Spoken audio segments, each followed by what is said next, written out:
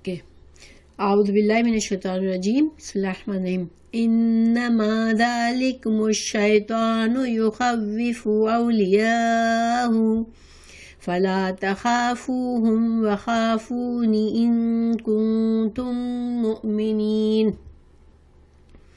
ولا يحزنك الذين يسارعون في الكفر إنهم لن يضروا الله شيئا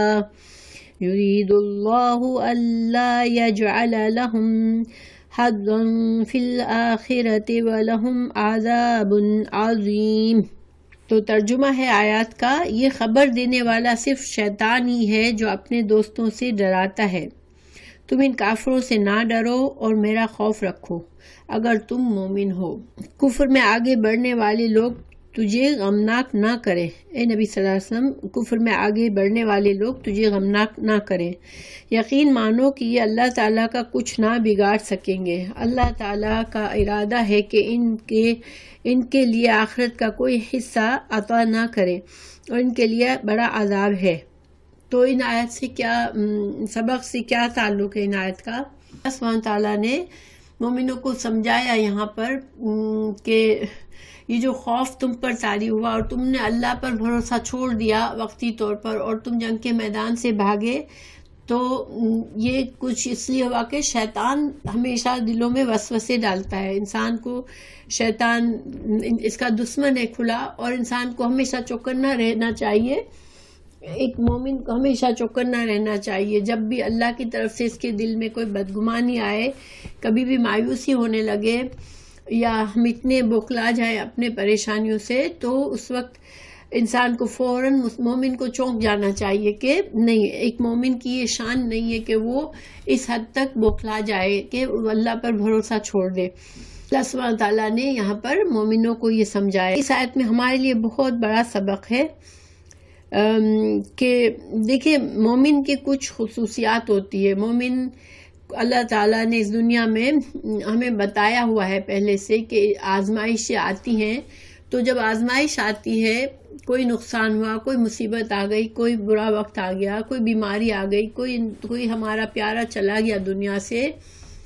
تو یہ ساری باتیں ہمیں یہ بھروسہ رکھنا چاہیے کہ اللہ سبحانہ تعالیٰ سب دیکھ رہا ہے اور اللہ اپنے ظلم کبھی نہیں کرتا۔ اللہ اپنے بندوں پر، اللہ اپنے بندوں سے محبت کرتا ہے۔ ہاں، اللہ تعالیٰ نے ہمیں پہلے ہی کہہ دیا ہے کہ تمہارے ایمان کا امتحان ہوگا، کیونکہ اسی طرح امتحان سے گزر کر ہی ایک بندے کا صحیح پتہ چلتا ہے۔ خود ہم کو بھی بعض اوقات ہمارے بارے میں پتہ نہیں ہوتا کہ ہم کس حد تک کتنے پانی میں ہیں، جب تک کہ ہم جو ہے وہ ہم آزمائش سے گزر کر جب مقابلہ کرتے ہیں، جب ہمیں پتہ چلتا ہے اچھا ہمارا الحمدللہ مصیبت آئی، تکلیف آئی، مگر ہم نے اللہ پر بھروسہ کر لیا۔ تو ہمیں بھی بعض اوقات اپنے خود بھی اپنے ایمان کو مضبوط کرنے کے لیے آزمائش سے گزرنا ضروری ہوتا ہے۔ اسی لیے جب دیکھیں کہ احد میں مسلمان جب آزمائے گئے تو اس کے بعد اگلے دن صرف ایک دن میں ان کے اندر ایمان اتنا مضبوط ہو گیا کہ ان کو کہا گیا کہ دشمن کی فوجیں جمع ہو رہی ہے تمہارے لیے اور تم پر مدینہ پر حملہ کرنے والے ہیں، تو تم ان سے ڈرو۔ تو انہوں نے کہا نہیں، ہم کو اللہ کافی ہے، حسبنا اللہ، جو ہم نے پیچھے آیا سبق میں پڑھی تھی کہ مسلمانوں نے بلکہ نہ صرف اللہ پر توکل کیا بلکہ آپ صلی اللہ علیہ وسلم کے اعلان کرنے پر سب کے سب دوبارہ دشمن کے تعاقب میں گئے۔ لیکن اب آج اور کل میں فرق کیا تھا کہ آج ان کا ایمان مضبوط تھا، انہوں نے اللہ تعالیٰ نے ان کو سنبھال لیا تھا۔ تو ہمیں اس سے یہ سبق ملتا ہے کہ مشکلات تو اس دنیا کا حصہ ہے، اور نقصان، مشکلات، پریشانیاں، بیماریاں، یہ سب ہے، مگر ہر تکلیف میں اللہ تعالیٰ پر جتنا مضبوط بھروسہ ہمارا ہوگا، اتنا زیادہ اللہ تعالیٰ اس تکلیف سے ہمیں آسانی سے نکال دے گا اور ہمارا ایمان مضبوط ہو جائے گا انشاءاللہ۔ تو یہ ایک مومن کو ہمیشہ یاد رکھنا چاہیے۔ اور برے وسوسے اور نا امیدی اور ڈپریشن، یہ ساری چیزیں شیطان کی طرف سے ہوتی ہیں۔ اللہ تعالیٰ اپنے نیک بندوں کو بھی آزماتا ہے اور وہ ان کے لیے پنشمنٹ نہیں ہوتی ہے، وہ ان کے لیے درجات کی بلندی کا ذریعہ ہوتی ہے۔ آپ صلی اللہ علیہ وسلم سے بڑھ کر کون اللہ کا پیارا بندہ تھا، مگر اگر ہم سیرت پڑھیں تو ہمیں پتہ چلے کہ آپ صلی اللہ علیہ وسلم بہت زیادہ بیمار ہو کر اس دنیا سے رخصت ہوئے تھے کہ ان کو چلنے کی بھی ہمت نہیں رہی تھی، بار بار بے ہوش ہو جاتے تھے۔ تو مطلب یہ کہ انسان کو ہمیشہ اللہ سے بھی اور بندوں سے بھی اچھا گمان رکھنا چاہیے، یہ ایک مومن کی خصوصیات میں سے ہے۔ ہاں، پھر اللہ تعالیٰ نے فرمایا وَلَا يَحْزُنْكَ، اور نہ یحزن غمگین کرے کا تجھ کو، یا واحد کی ضمیر ہے تو آپ صلی اللہ علیہ وسلم سے خطاب ہے کہ نبی صلی اللہ علیہ وسلم آپ کو غمگین نہ کرے الذین، وہ لوگ یسارعون، جو جلدی کر رہے ہیں فی الکفر، کفر میں، انہم، بے شک وہ، لن، ہرگز نہیں، یضروا، وہ نقصان دے سکتے، ضرر سے ہے نقصان دے سکتے ہیں، اللہ کو، شیئن، کچھ بھی، یعنی کہ جو لوگ،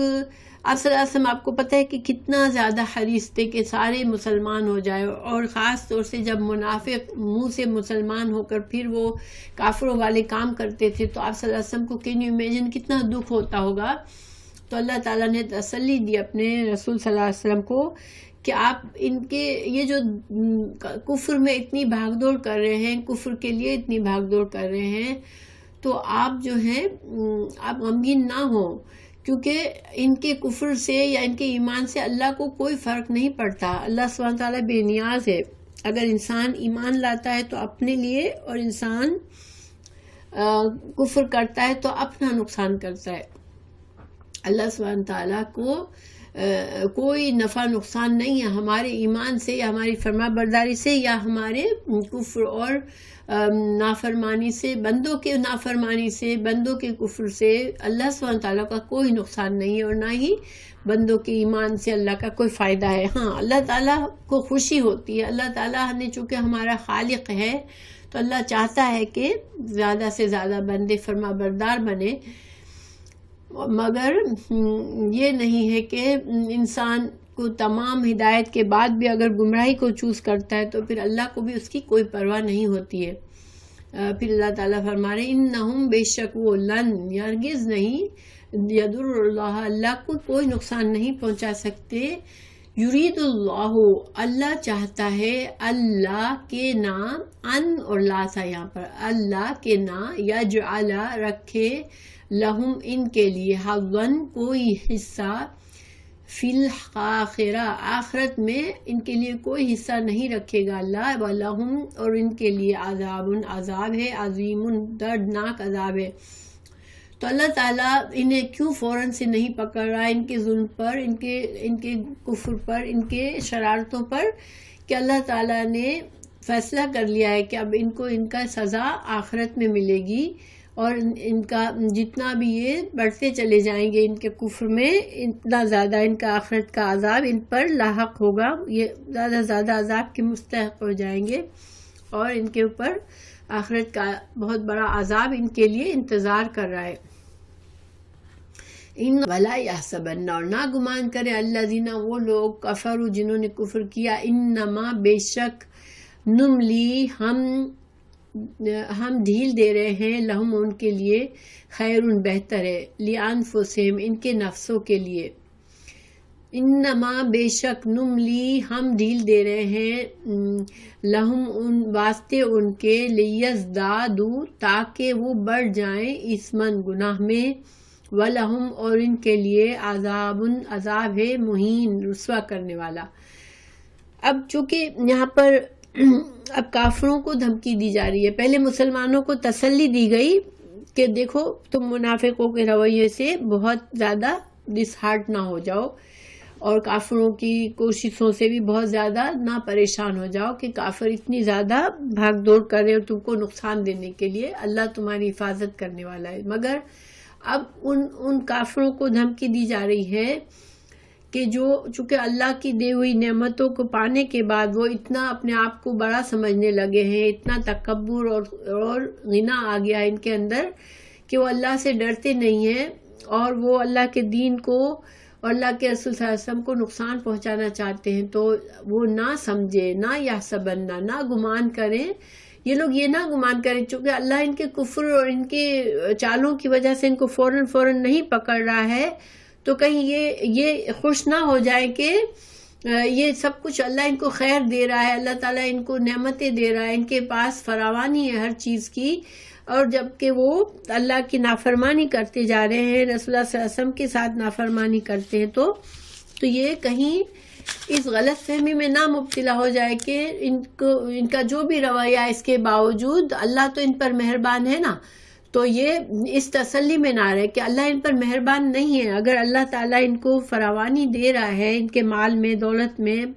اولاد میں، ان کی طاقت میں، تو یہ اللہ ان پر مہربانی نہیں کر رہا ہے، کیونکہ عام طور پر انسان جب خوشحال ہوتا ہے تو وہ یہی سمجھتا ہے کہ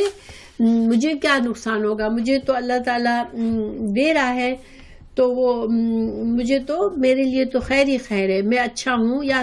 وہ انسان اپنے آپ سے اس کو کر لیتا ہے کہ یہ میں ڈیزرو کرتا ہوں تو مجھے ہمیشہ اچھا ہی ملے گا۔ لیکن دیکھو اللہ تعالیٰ جو ہے وہ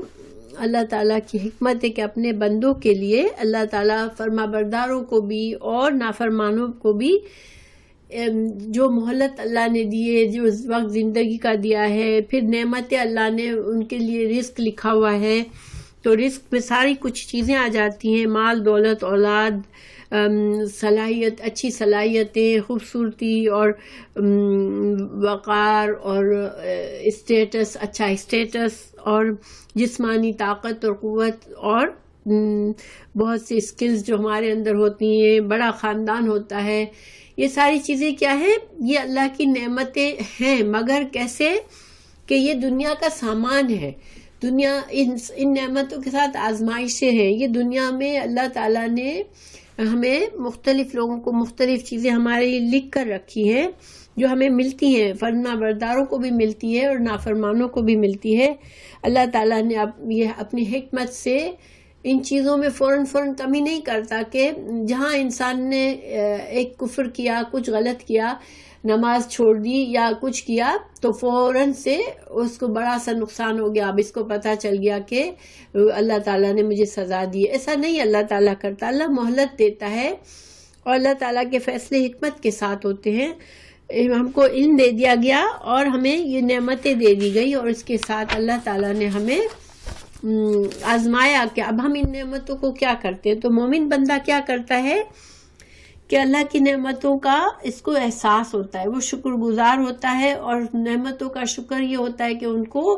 اس طرح سے استعمال کرتا ہے جس سے اللہ کی رضا حاصل ہو۔ اللہ کو ناراض کرنے والے کام اپنی ان نعمتوں سے نہیں کرتا۔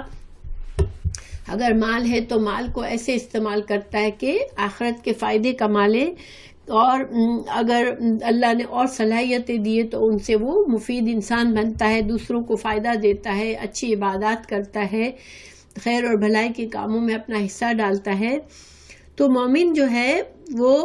اس کو چاہے اللہ نے بہت ساری نعمتیں دی ہوں یا کم نعمتیں دی ہوں اس کے نصیب میں، تو ہر حال میں مومن جو ہے وہ فائدے میں رہتا ہے۔ جب اس کو کم نعمتیں ملی ہوتی ہے تو بھی وہ اللہ پر بھروسہ کر کے شکر کرتا ہے تو اس کے درجے بڑھتے ہیں، اور اگر زیادہ نعمتیں دی ہوتی ہیں تو وہ ان نعمتوں کا صحیح استعمال کر کے اجر و ثواب کماتا ہے اور اس کے درجے بلند ہوتے ہیں۔ تو مومن کا فائدہ ہی فائدہ ہے ہر حال میں۔ اب کافر کیا کرتا ہے کہ جب اس کو بہت چیزیں ملتی ہیں تو وہ اپنے گھمنڈ میں پڑ جاتا ہے، اس کے اندر تکبر آ جاتا ہے، وہ چونکہ اللہ پر تو اس کی دھیان ہوتا ہی نہیں ہے، وہ اس کو اپنی کمائی سمجھتا ہے، اور پھر اس مال اور اسٹیٹس اور دولت سے اس کے اندر اتنی زیادہ اکڑ آ جاتی ہے کہ وہ اپنے مقابلے میں کسی کی بات کو سمجھتا ہی نہیں ہے۔ اسی لیے آپ دیکھیں کہ جب ہم اللہ تعالیٰ جب کبھی ہمیں قوموں کے حالات بتاتے ہیں تو ہمیشہ یہ بتاتے ہیں کہ جو قوم کے جو بڑے لوگ تھے انہوں نے تکبر کیا، اور پھر جو چھوٹے لوگ ہوتے ہیں وہ ان میں بھی تھوڑے گمراہ ہوتے ہیں، تھوڑے اچھے ہوتے ہیں، تو گمراہ لوگ پھر بغیر سوچے سمجھے بڑوں کا اپنے گمراہ لیڈرز کو فالو کر کے گمراہ ہو جاتے ہیں۔ یہ اللہ کا قانون ہے کہ اللہ کی نعمت جو ہے وہ کافر کے لیے ایک آزمائش بن جاتی ہے اور اس کے لیے عذاب کمانے کا ذریعہ ہو جاتا ہے. جتنی زیادہ نعمتیں اتنا زیادہ وہ دنیا میں مشغول اور اتنا زیادہ وہ اپنی گناہ والی زندگی سے مطمئن ہوتا ہے اور گناہ میں بڑھتا جاتا ہے اور اس کا عذاب بڑھتا جاتا ہے. مومن کے لیے یہ آزمائشیں نعمت ہوتی ہے کیونکہ ان کے ذریعے وہ اللہ کی رضا کو کما لیتا ہے. تو اللہ تعالیٰ یہاں یہی بتا رہے ہیں کہ ہم جو ہیں یہ خوش نہ ہو جائیں، یہ کافر خوش نہ ہو جائیں کہ ان کو ہم نے جو نعمتیں دی ہوئی ہیں اور ان کو اسٹیٹس ہے، ان کے پاس شہرت ہے، مال ہے، دولت ہے. ظاہر ہے جو لوگ رسول اللہ صلی اللہ علیہ وسلم کے خلاف تھے وہ لوگ بھی مسلمان اس وقت کے مسلمانوں کے مقابلے میں مال و دولت میں اسٹیٹس میں ہائر اسٹیٹس رکھتے تھے. لوگ ان کی طرف بڑا فخر سے ان کو دیکھتے ہوئے فخر محسوس کرتے تھے کہ یہ بڑے لوگ ہیں. تو اللہ تعالیٰ نے فرمایا کہ ان کو یہ خوش فہمی میں نہ رہ جائے کہ میں ان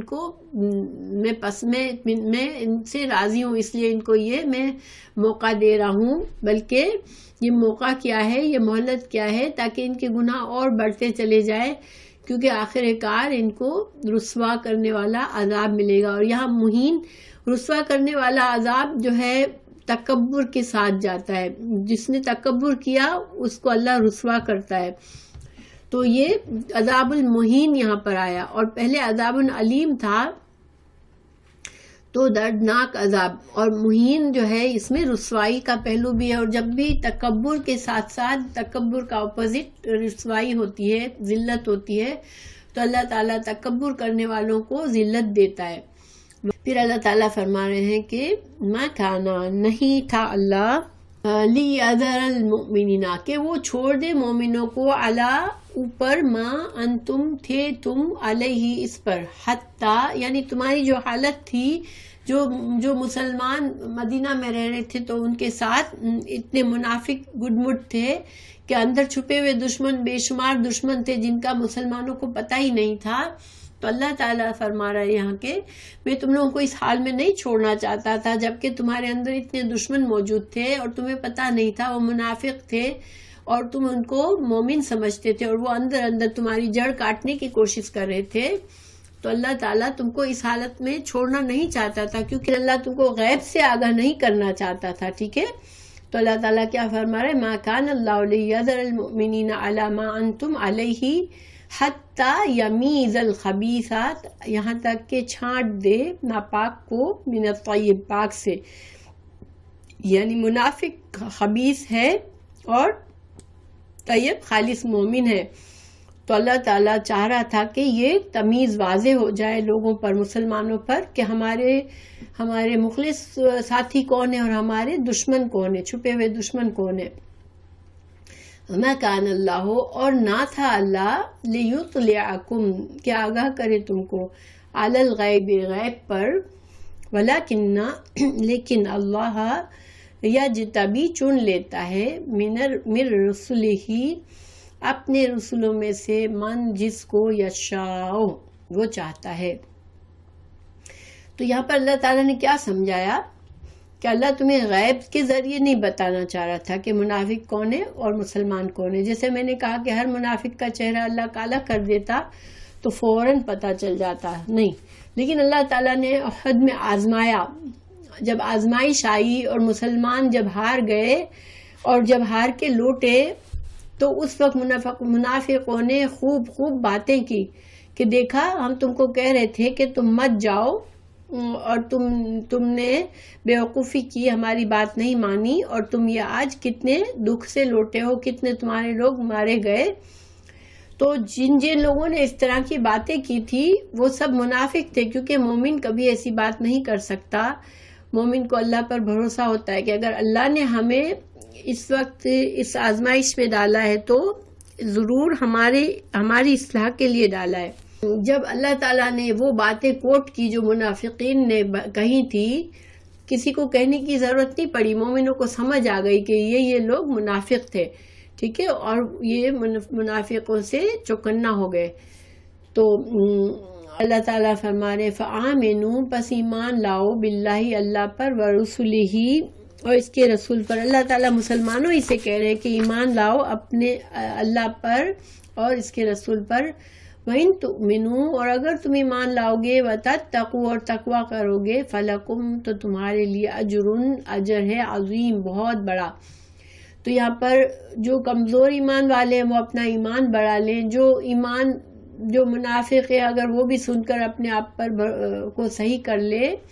تو وہ بھی اس کے لیے بھی بہتر ہے، اور جو مومن ہے وہ اپنے ایمان کو اور بڑھا لے اور تقوی کو اور بڑھا لے تو ان کے لیے اجر عظیم ہے انشاءاللہ۔ پھر ولا یحسبن، اور نہ گمان کریں، الذین، وہ لوگ، یبخلون، جو بخل کرتے ہیں، بما، ساتھ اس کے، جو آتاہم اللہ، جو اللہ نے ان کو دیا ہے، من فضلہ، اپنے فضل سے، ہوا خیر لہم، کہ وہ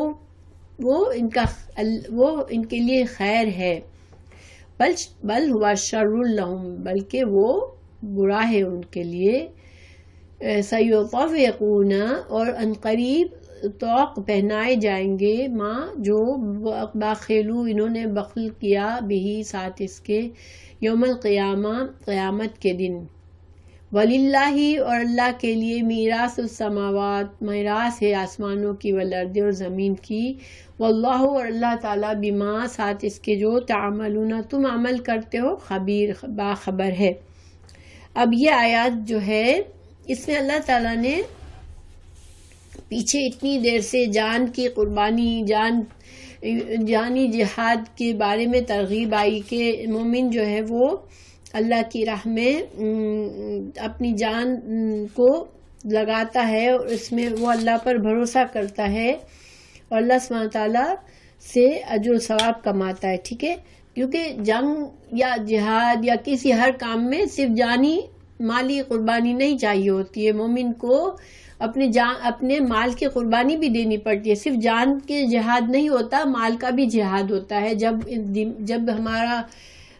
ہمارا دین خطرے میں ہو، جب دین کے دشمن بڑھتے جا رہے ہوں تو ہم کو مالی قربانی بھی دینی پڑتی ہے تاکہ ہم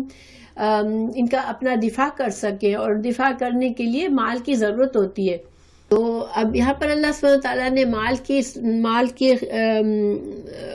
جہاد اور مال کے خرچ کرنے پر ترغیب دی، زکوٰۃ پر، اس آیت میں زکوٰۃ ادا کرنے پر ترغیب دی، کیونکہ اگر بہت بڑا خطرناک یہاں پر ڈراوا آیا کہ اگر جو نہیں کرے گا، جو بخل کرے گا، اللہ نے اسے دیا ہے اور پھر بھی وہ بخل کرے گا تو پھر ان قریب اس کے گلے میں اس کا جو بخل کیا ہوا مال ہوگا، جس نے بچا کے رکھا ہوگا، جو کہ جیسے زکوٰۃ کا مال اس نے بچا کے رکھا، تو پھر یہ مال جو ہے ایک سانپ، گنجے سانپ کی طرح اس کے گلے میں توق بن جائے گا اس کا۔ تو یہ بہت ہی خطرناک بات ہے کہ انسان جو ہے اللہ کی راہ میں خرچ کرنے سے گھبرائے، جبکہ اللہ نے اس کو دیا ہوا ہے۔ اس کے بارے میں حدیثیں ہیں، ایک حدیث صحیح بخاری کی ہے، جس شخص کو اللہ تعالیٰ مال دے وہ اس کی زکوٰۃ نہ ادا کرے تو اس کے مال کو ایک گنجے سانپ کی شکل دے دی جائے گی، جس کی آنکھوں پر 2 سیاہ نقطے ہوں گے، اور اس کا قیامت کے دن اسے توق پہنا دیا جائے گا، اور اسے اس کے منہ کے دونوں جب کناروں سے پکڑے گا اور کہے گا کہ میں تیرا مال ہوں، میں تیرا خزانہ ہوں۔ پھر آپ نے اس موقع پر اس آیت کی کلمہ کی تلاوت فرمائی، بتایا کہ اللہ تعالیٰ نے یہ جو آیت فرمائی ہے تو یہ اس حدیث کا تعلق بھی اسی سے ہے کہ یہ سزا ہے اس کے لیے۔ تو ان حدیث سے ہمیں کیا پتہ چلتا ہے کہ دیکھیں اللہ سبحانہ تعالیٰ نے دنیا میں ہمیں جو کچھ دیا ہے اس میں اللہ تعالیٰ نے بہت لوگوں کے حصے رکھے ہیں، ٹھیک ہے۔ اللہ نے سب کو برابر نہیں دیا، کسی کو مال دیا ہے، کسی کو نہیں دیا۔ جن کو دیا ہے ان کے مال میں اللہ نے بہت سے لوگوں کا حصہ رکھا ہے،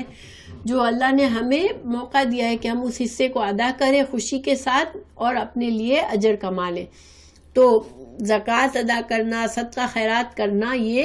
بہت ضروری ہے انسان کے لیے، جب اللہ نے خاص طور سے جب اللہ نے نعمتیں دی ہیں۔ تو اگر انسان کے پاس ہوتا ہے پھر بھی وہ نہیں کرتا تو یہ اس کی بہت بڑی سزا ہے، اس سے اللہ تعالیٰ محفوظ رکھے۔